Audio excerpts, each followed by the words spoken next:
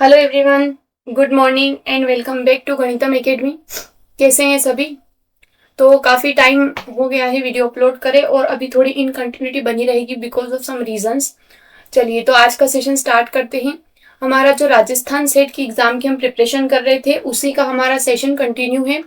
2012 का हम पेपर कर चुके थे, आज हम 2013 के पेपर को स्टार्ट कर रहे हैं मैथमेटिक्स सब्जेक्ट के लिए।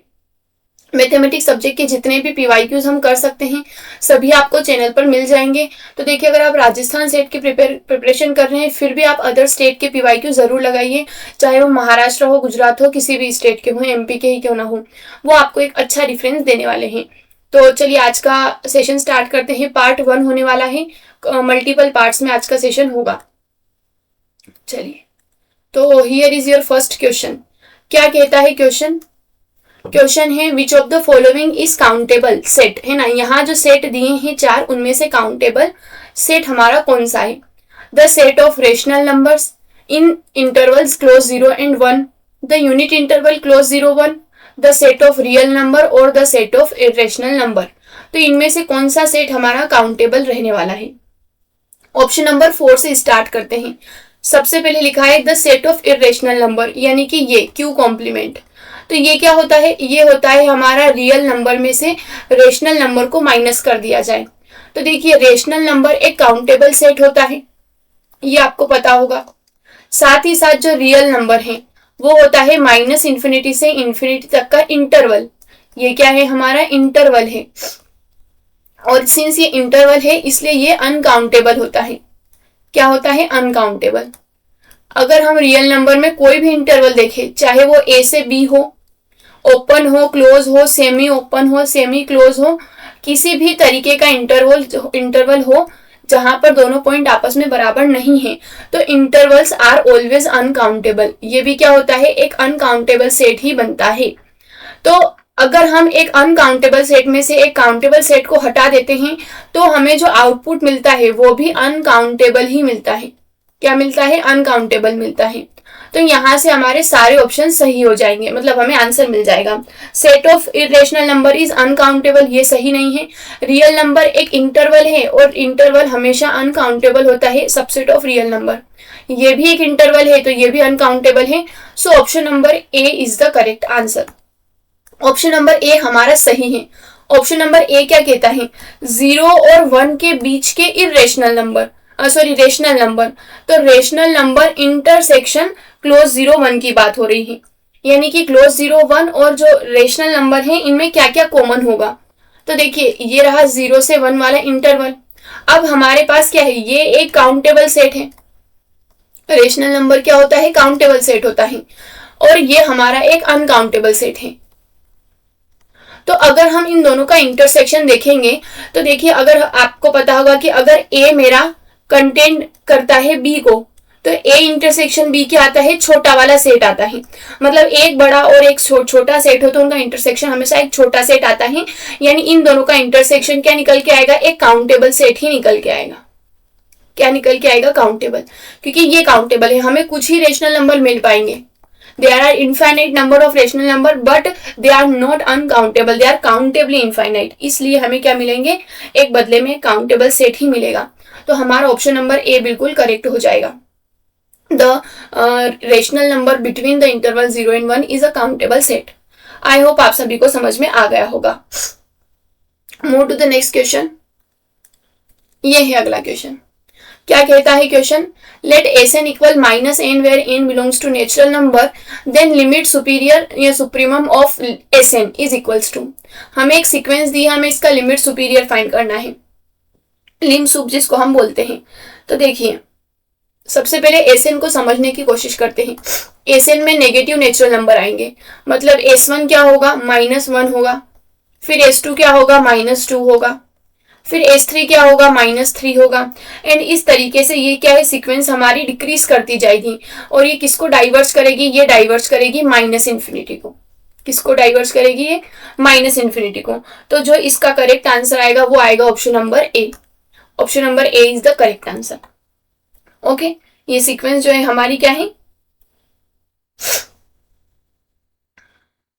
डिक्रीजिंग है और ये किसको करेगी, इसकी कोई फाइनाइट लिमिट नहीं है, इसलिए हम कहेंगे कि ये डाइवर्ज करेगी माइनस इन्फिनिटी को और वही इसका लिमिट सुप्रीमम हो जाएगा।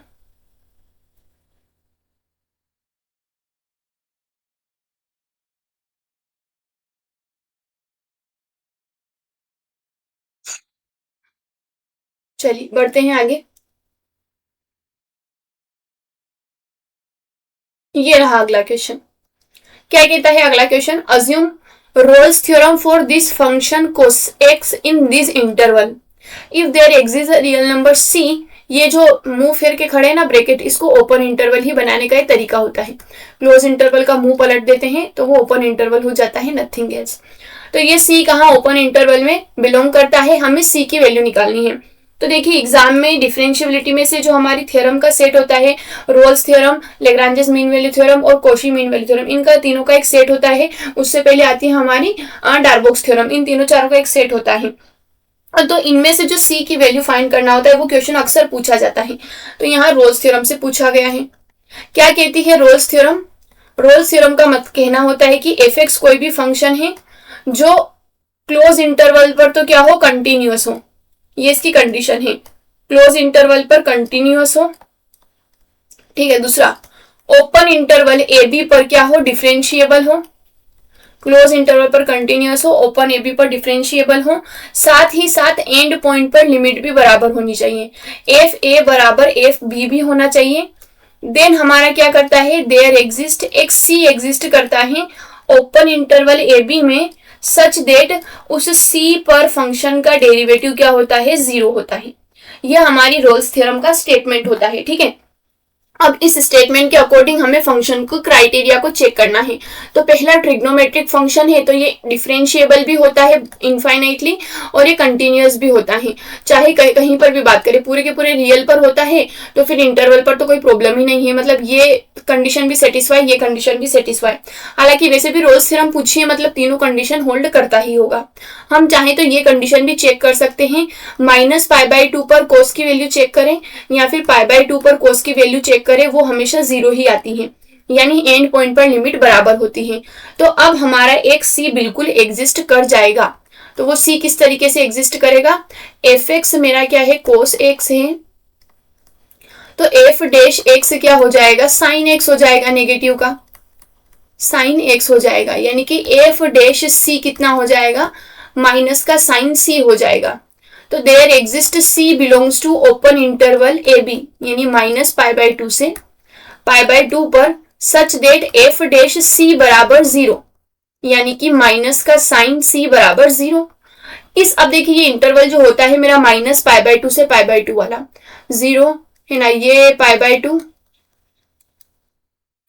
और ये -π/2। अब साइन क्या होता है, इस तरीके से होता है साइन, तो π/2 पे तो 1 होता है और ये वाला, एक मिनट, यहाँ पर इस तरीके से होता है ना, ये पाई होता है, ये 0 और ये यहाँ पर 1 वैल्यू लेता है। तो देखिए यहाँ पर इस पूरे इंटरवल में साइन यहाँ पर क्या करता है, नेगेटिव 1 लेता है, सॉरी नेगेटिव वैल्यू लेता है इस तरीके से, ये -π। तो ये π/2 और -π/2 वाला जो इंटरवल है, इसमें सिर्फ एक ही ऐसी जगह है जहां पर मेरा साइन 0 हो पा रहा है, और वो कौन सी जगह है, 0 है। तो यहां से c की वैल्यू क्या मिलेगी, मुझे सिर्फ 0 ही मिलेगी। बाकी साइन के जीरोस तो इस π/2 से बाहर है, पाई और -π, यानी कि सिर्फ 0 ही एक ऐसा 0 मिल पा रहा है मुझे इन दिस इंटरवल। ये यहाँ पर साइन 0 हो रहा है, यहाँ पर साइन 0 हो रहा है, यहाँ पर साइन 0 हो रहा है, और पर मेरे इंटरवल के जो बाउंड है वो यहाँ है। तो करेक्ट आंसर क्या आएगा मेरा, सी की वैल्यू हमें 0 मिलने वाली है। Option number C is are indeed correct answer. Okay, I hope सभी को समझ में आ गया होगा। Move to the next question. Here is our next question. क्या कहता है question, suppose F be a bounded function on the close interval, P is a partition of close interval A B and P star is a refinement. तो देखिए यहाँ पर नाम नहीं लिया है, रीमान इंटीग्रल की बात हो रही है, तो नोटेशन को यहाँ पर क्लियर नहीं किया गया, बट इतना वो हमसे एक्सपेक्ट करते हैं कि हमें नोटेशन अच्छे से पता हो। ये जो एल पी एफ लिखा है इसका मतलब होता है लोअर सम या लोअर डार्बॉक्स सम भी कहा जाता है इसको ना, डार्बॉक्स सम हम इन जनरल लोअर सम कहते हैं। ये यूपी जो लिखा है ये रीमान इंटीग्रल में होता है अपर सम, है ना, अपर सम होता है। और पी लिखा है मतलब पार्टीशन पी के ऊपर, यानी ये इंटरवल है ए बी, मैंने इसका पहले एक पार्टीशन पी करा है, फिर मैंने इसका और रिफाइनमेंट यानी और बारीक बारीक बारीक बारीक टुकड़े कर दिए हैं, है ना, तो फिर वो क्या हो गया है, पी स्टार हो गया है। तो अगर मैं यहाँ पी स्टार लगा देती हूँ मतलब lower sum over the refinement, है ना, पी स्टार लगा दिया मतलब जो नया वाला पार्टीशन है उसके ऊपर लोअर सम, लेकिन रहेगा तो lower sum he, lower sum over the partition P star, इस तरीके से। तो हमें बताना है कि इन चारों में से कौन सी इनइक्वालिटी ट्रू है। तो देखिए ऐसे तो ये याद करना मुश्किल है, लेकिन हमें क्या लगता है कि लोअर सम का काम क्या होता है, घटना, है ना, घटना यानी डिक्रीज करना। अपर सम का काम क्या होता है, बढ़ना यानी कि इंक्रीज होना। तो एक लाइन होती है जिससे हम इसे याद रख सकते हैं कि ये जो रिफाइनमेंट है ना, पी क्या होता है, इस रिफाइनमेंट के अंदर कंटेन करता है। तो रिफाइनमेंट करने से एक लाइन होती है, मैं लिखती हूं, रिफाइनमेंट, है ना, रिफाइनमेंट, अगर आपने मेरे साथ जुड़े होंगे तो आपने लाइन पहले भी देख ली होगी ना, रिफाइनमेंट करने से लोअर सम घटता नहीं, है ना, और अपर सम बढ़ता नहीं। मतलब नए रिफाइनमेंट पे लोअर सम घट नहीं जाएगा, और अपर सम बढ़ नहीं जाएगा, है ना, बढ़ता नहीं। इस लाइन से काम हमारा हो जाएगा। मतलब अगर मेरा पार्टीशन पी पे जो मेरा रिफाइनमेंट है, तो सॉरी पार्टीशन पी पे मेरा लोअर सम है, तो अगर मैं रिफाइनमेंट पर लोअर सम लेती हूं तो वो छोटा नहीं हो जाएगा, वो बड़ा या बराबर ही रहेगा इस पुराने लोअर सम से। और अगर मेरा अपर सम मैंने अब नया वाला लिया है तो वो बढ़ नहीं जाएगा, वो छोटा या बराबर ही रहेगा पुराने अपर सम से। ये इससे हमारी इनइक्वालिटी सही हो जाएगी, जो कि हमारा ऑप्शन नंबर 4 आप क्लियरली देख पाएंगे इज द करेक्ट आंसर। तो ये जो वैसे तो इसका पूरा प्रूफ होता है, बट हम कोशिश करेंगे हम ट्रिक से याद रखें, तो इस लाइन से आप याद रखने की कोशिश करिए, ठीक है। Option number 4 is the correct answer. चलिए move to the next question. Here is our next question. If f is of bounded variation on the closed interval AB, then C belongs to open interval AB. f एक क्या है, bounded variation है, और ये मेरा interval है close interval A B. तो अब इन्होंने क्या करा है, ए और बी को क्या कर दिया है, ब्रेक कर दिया है सी में। तो सी में ब्रेक करने पर जो बाउंडेड वेरिएशन है इस फंक्शन का, वी को हम नोटेशन होता है बाउंडेड वेरिएशन, ठीक है, और यहाँ पर एफ लिखना चाहिए था, गलत लिख दिया इन्होंने, आई नहीं आएगा एफ आएगा, जो फंक्शन होता है ना वही लिखा जाता है। तो एफ का bounded variation over the interval A B जो होगा वो क्या होना चाहिए, क्या वो लेस देन इक्वल होगा, ग्रेटर देन इक्वल होगा, या बराबर होगा। जो अब हमने क्या कर लिया है, तोड़ दिया है, अब हम ए से सी तक जा रहे हैं, फिर हम क्या कर रहे हैं, सी से बी तक जा रहे हैं। तो ये ना तो लेस देन इक्वल होगा ना ग्रेटर देन इक्वल, इसका करेक्ट आंसर इक्वल आएगा।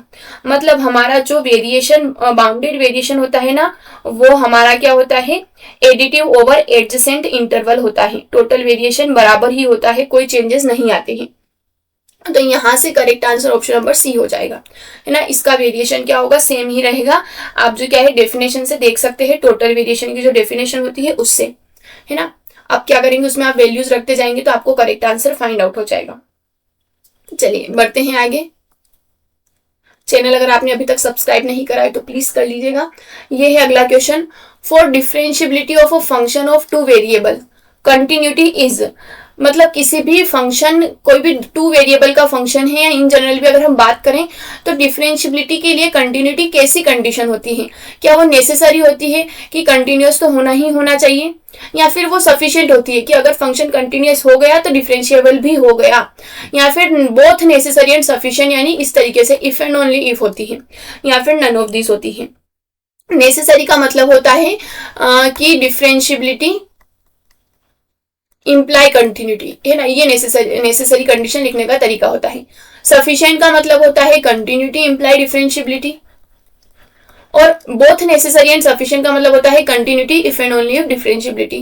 तो आपको पता है ऑप्शन ए क्लास 12th से पढ़ते आ रहे हैं, प्रत्येक मतलब हिंदी में पढ़ते हैं, sorry, every differentiable function is continuous, यानी continuity is a necessary condition, continuity is necessary for differentiability not sufficient.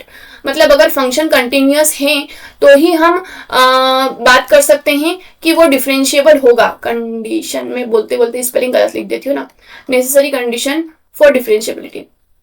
यानी कि अगर फंक्शन कंटिन्यूअस है मतलब ऐसा समझिए कि डिफरेंशियबिलिटी जो है मेरा, है ना, वो क्या है, मेरा फर्स्ट फ्लोर है किसी बिल्डिंग का और कंटिन्यूटी ग्राउंड फ्लोर है। क्या है, कंटिन्यूटी ग्राउंड फ्लोर है। तो अगर मुझे फर्स्ट फ्लोर पर जाना है तो मुझे ग्राउंड फ्लोर पर तो जाना ही पड़ेगा। तो इस तरीके से यानी अगर मुझे क्या करना है, डिफरेंशियबिलिटी होनी है तो कंटिन्यूटी होनी बहुत ही जरूरी है। ठीक है, ये इसका करेक्ट आंसर हो जाएगा। अगर हम इसका काउंटर एग्जांपल भी देखना चाहे टू वेरिएबल में, काउंटर एग्जांपल अगर हम देखना चाहें, ऐसा फंक्शन जो क्या हो, डिफरेंशिएबल सॉरी कंटिन्यूअस हो बट डिफरेंशिएबल ना हो, तो हम देख सकते हैं एफ एक्स कोमा वाई बराबर root X square plus Y square at 0 0 0 0 पर ये फंक्शन बिल्कुल कंटिन्यूअस है, कोई प्रॉब्लम नहीं है, बट नॉट डिफरेंशिएबल। आप इसको चेक करेंगे, है ना, ये फंक्शन क्या है, कंटिन्यूअस है बट डिफरेंशिएबल नहीं है एट द ओरिजिन। तो ये हमें काउंटर एग्जांपल भी मिल चुका है। चलिए बढ़ते हैं आगे। Here is the next question. क्या कहता है क्वेश्चन, स्केलिंग प्रॉपर्टी की बात हो रही है, scale invariance of metric space. यानी जो मेट्रिक स्पेस होता है हमारा, डी हमारा क्या होता है, डी हमारा डिफाइंड होता है मेट्रिक, है ना, डिस्टेंस फंक्शन भी कहते हैं इसको, मेट्रिक होता है ऑन द स्पेस एक्स। तो हम एक्स और डी को साथ में बोलते हैं मेट्रिक स्पेस। तो ये मेट्रिक जो होता है ये सर्टेन कंडीशन सेटिस्फाई करता है, जैसे कि एक्स से वाई तक की जो हमारी मेट्रिक होती है वो बराबर होती है वाई से एक्स तक की मेट्रिक के। उसके बाद मैट्रिक्स जो होती मेट्रिक होती है हमारी वो 0 होती है if and only if x क्या हो, हमारा वाई के बराबर हो, और मेट्रिक हमारी क्या होती है, हमेशा ग्रेटर देन 0 होती है और इक्वल टू 0 पर ये कंडीशन हो गई। उसके बाद इसमें ट्रांजिटिविटी टाइप का भी कुछ होता है, सॉरी उसका क्या कहते हैं, ट्राइंगल इनइक्वालिटी जैसा, एक्स से जेड पर अगर हम ब्रेक करना चाहें तो इस तरीके से ब्रेक हो जाती हैं। ये मैट्रिक की कंडीशंस होती हैं, बट इसके अलावा भी मैट्रिक कुछ सर्टेन प्रॉपर्टी सेटिस्फाई करता है। तो उसमें से स्केल प्रॉपर्टी कौन सी होती है, मतलब इनवेरिएंस मतलब चेंज नहीं होना, चेंज नहीं होना। तो मैट्रिक में स्केल का चेंज नहीं होना वो ऑप्शन नंबर थर्ड होता है हमारा। क्या होता है, ऑप्शन नंबर थर्ड। यानी कि अगर हम एक्स से, मतलब इसको ऐसे समझिए जैसे हम मेट्रिक हमारा क्या है, डिस्टेंस फंक्शन है, तो मैं एक्स से वाई के बीच का मेट्रिक अगर निकालना चाहूं और वहीं पर अगर मैं इनमें अल्फा एक्स और अल्फा वाई का मेट्रिक निकालना चाहूं तो मैं अल्फा को बाहर निकाल सकती हूँ, लेकिन अल्फा किसके साथ बाहर निकलना चाहिए, मॉडुलस के साथ, क्योंकि ये वाली कंडीशन हमारी होल्ड होनी चाहिए, इसलिए अल्फा को मॉडुलस के साथ बाहर निकालते हैं। अगर अल्फा नेगेटिव नंबर भी होगा तो वो क्या करेगा, पॉजिटिव बन जाएगा। तो option number third is the correct answer. ये बाकी ऑप्शन ये तो कोई लॉजिक नहीं है इसका, क्योंकि एक स्केलर एक वेक्टर जैसा काम हो रहा है, ये भी नहीं है, all of this not correct. इसमें क्या है, और चेंज ऑफ स्केल के साथ हमारा चेंज ऑफ ओरिजिन वाली प्रॉपर्टी भी होती है। एक ये वाली मैं आपको होमवर्क में देती हूँ, चेंज ऑफ ओरिजिन, ये वाली प्रॉपर्टी आप देखेंगे कि कहाँ पर है। ये थी चेंज ऑफ स्केल, यानी स्केल में इनवेरियंस होता है ओरिजिन, ओरिजिन इस तरीके से। तो चेंज ऑफ ओरिजिन वाली प्रॉपर्टी भी होती है। ओके, आई होप आपको समझ में आ गया होगा। Here is the next question, very easy question. There are two vectors on a finite dimensional vector space, ये लीनियरली इंडिपेंडेंट होंगे अगर इनमें से कौन सी कंडीशन होल्ड हो। तो अगर दो वेक्टर्स होते हैं हमारे पास तो उनका लीनियरली इंडिपेंडेंट देखने के लिए हम क्या करते हैं, a1 a2 लिख दिया, b1 b2 लिख दिया। तो इसका जो मैट्रिक बना है इसका डिटर्मिनेंट क्या होना चाहिए, 0 होना चाहिए, तभी लीनियरली डिपेंडेंट बन जाएंगे। यानी a1 b2 minus a2 b1 क्या हो जाना चाहिए, 0 हो जाना चाहिए। तो a1 b2 minus a2 b1 0 हो जाना चाहिए। Option number 4 is the correct answer. ठीक है, ये हो गया हमारा मैट्रिक्स वाला तरीका। अगर आप डेफिनेशन से जाना चाहें तो लीनियरली इंडिपेंडेंट की लीनियरली डिपेंडेंट की डेफिनेशन क्या होती है कि उनका नॉन जीरो लीनियर कॉम्बिनेशन क्या बन जाए, 0 बन जाए। लीनियर कॉम्बिनेशन बनाना है दो वेक्टर का, तो ये पहली बात तो ये तो कैंसिल हो जाएंगे क्योंकि हमें नॉन जीरो लीनियर कॉम्बिनेशन 0 बनाना है, और ये लीनियर कॉम्बिनेशन है ही नहीं, इन दोनों का आपस में मल्टीप्लाई, इन दोनों का आपस में मल्टीप्लाई लीनियर कॉम्बिनेशन नहीं है, this is the linear combination. तो अगर नॉन जीरो लीनियर कॉम्बिनेशन 0 हो जाता है तो हम बोलते हैं कि vectors are linearly dependent. Okay, ये होती है बेसिक डेफिनेशन। बाकी मैट्रिक्स वाली डेफिनेशन तो आप सभी जानते ही हैं। Here is the next question. Question है if A is a square matrix of order 4, A क्या है 4x4 की एक मैट्रिक्स है और ए का डिटर्मिनेंट क्या है 3 है, तो हमें डिटर्मिनेंट निकालना है एडजॉइंट ऑफ ए का, डिटर्मिनेंट ऑफ एडजॉइंट ऑफ ए निकालना है। तो फॉर्मूला होता है जिसका हम यहां पर यूज करेंगे। फॉर्मूला कुछ इस तरीके से होता है कि अगर ए एन क्रॉस एन की मैट्रिक्स है, ए का डिटर्मिनेंट क्या है के है, तो एडजॉइंट ऑफ ए का डिटर्मिनेंट होगा के की पावर एन माइनस वन। क्या होगा? के की power n minus one. Simple सा फॉर्मूला है। अब यही फॉर्मूला हम यहां पर अप्लाई करेंगे। यहां पर जब हम ये फॉर्मूला अप्लाई करेंगे तो डिटर्मिनेंट ऑफ एडजॉइंट ऑफ ए क्या बन जाएगा? के मतलब कौन? 3 की पावर एन माइनस वन यानी 4 माइनस वन, यानी कि 3 की पावर 3 विच इज 27। तो एडजॉइंट ऑफ ए का डिटर्मिनेंट क्या हो जाएगा? 27। Option number A is the correct answer. ये फॉर्मूला आपको याद रखना है, इस फॉर्मूला से ये आंसर होगा। Move to the next question. Here is the next question. क्या है question? If A is this matrix then rank of A. हमें इस मैट्रिक्स की क्या फाइंड आउट करनी है? रैंक फाइंड आउट करनी है। तो इस मैट्रिक्स की रैंक निकालने के 2-3 तरीके हैं। पहला आप डिटर्मिनेंट से कर सकते हैं कि अगर ए का डिटर्मिनेंट 0 है तो क्या होगा, तो उससे एक ही ऑप्शन डिस्कार्ड होगा, क्योंकि 2 और 1 के लिए फिर हमें क्या है? माइनर देखने पड़ेंगे। तो सबसे बेस्ट तरीका जो हम मैट्रिक्स के लिए प्रिफर करते हैं वो है रो एक्लन फॉर्म। रो एक्लन फॉर्म से हम क्या है? मैट्रिक्स की सारी प्रॉपर्टी को फाइंड आउट कर सकते हैं। तो 2 1 3 4 2 6 और 1 2 6 ये हमारे पास रो एक्लन फॉर्म है। तो हम क्या करेंगे? सबसे पहले इन दोनों रो को इंटरचेंज करेंगे, क्योंकि हमें पाइवोट पे 1 चाहिए। उससे क्या होगा? हम इजीली वर्क कर सकते हैं। 4 2 6 2 1 3। वैसे भी अगर आपको ऑब्जर्वेशन है तो आप डायरेक्ट देखकर भी बता सकते हैं। अब 1 2 6, अब हम क्या करेंगे? यहाँ पर 0 बनाना है, यहाँ पर 0 बनाना है। तो इस पहली रो में जो R1 है इसमें हम क्या करेंगे? 4 का मल्टीप्लाई करके R2 को सब्सट्रैक्ट करेंगे। तो ये हो जाएगा 4, let me change the colour, 4 8 और 24 है ना। मैंने 4 से मल्टीप्लाई करा है। 4 में से 4 जाएगा 0, 2 में से ऊपर से कर दे माइनस है ना, ऊपर बड़ा नंबर है। 8 में से 2 जाएगा 6 और ये आ जाएगा 18 है ना।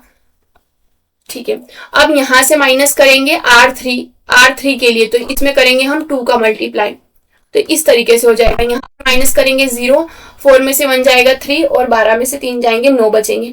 अब आप देख सकते हैं कि ये दोनों एक दूसरे का लीनियर कॉम्बिनेशन है, तो ये भी कैंसिल आउट हो जाएगी। तो हमारे पास 2 लीनियरली इंडिपेंडेंट रो बची है मतलब। तो यहाँ से क्लियरली इसकी रैंक कितनी हो जाएगी? 2 हो जाएगी। डिटर्मिनेंट वाले तरीके से क्या होता है कि आप डिटर्मिनेंट अगर 0 है तो ये तो बता सकते थे कि इसकी रैंक क्या है? 3 से स्ट्रिक्टली छोटी होगी। फिर 2 के लिए आपको क्या है? इस तरीके से माइनर चेक करने पड़ते हैं कि कोई भी माइनर नहीं मिलना चाहिए हमें जिसका डिटर्मिनेंट 0 हो, है ना। सारे 2 ऑर्डर के माइनर क्या हो? हमारे नॉन जीरो डिटर्मिनेंट के हो। तो रो एक्लन फॉर्म उससे अच्छा लगता है मुझे, तो मैंने उससे कर लिया है। आप किसी भी तरीके से कर सकते हैं।